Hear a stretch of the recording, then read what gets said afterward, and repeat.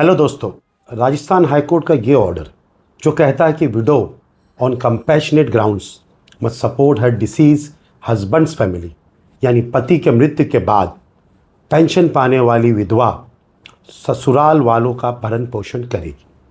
दोस्तों, आज हम बात करेंगे राजस्थान हाईकोर्ट के एक बहुत अहम फैसले की, जिसने कंपैशनेट अपॉइंटमेंट की असली भावना को स्पष्ट किया है। इस मामले में एक महिला को उसके पति की मृत्यु के बाद कंपैशनेट, मर्सीफुल या मैं कहूँ सिंपैथी के आधार पर सरकारी नौकरी दी गई थी, लेकिन कुछ ही दिनों बाद वह अपने ससुराल वालों को छोड़कर मैके चले गई और बाद में पुनर्विवाह कर लिया। उसके ससुर, जो अपने बेटे पर निर्भर थे, उन्हें अदालत में याचिका दायर की और बहू की तनख्वाह सैलरी से उन्हें भरण पोषण मिले ऐसा प्रेयर या रिक्वेस्ट किया।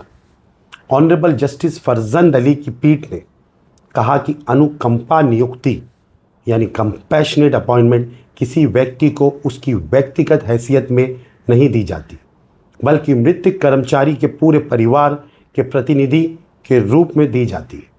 That a compassionate appointment is not given to an individual in her personal capacity, but as a representative of the deceased's entire dependent family.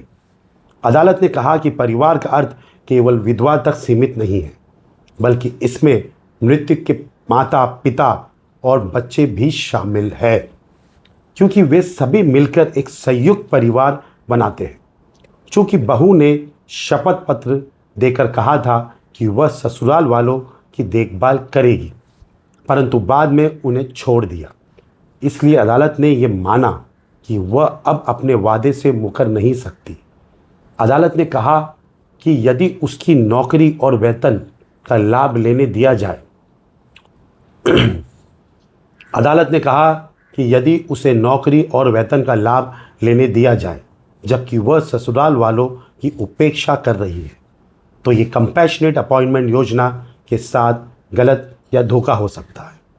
अंत में हाईकोर्ट ने स्टेट गवर्नमेंट को आदेश दिया कि बहू की तनख्वाह में से हर महीने 20,000 काट कर सीधे ससुर के खाते में जमा किया जाए, ताकि उनका जीवन भर भरण पोषण हो सके।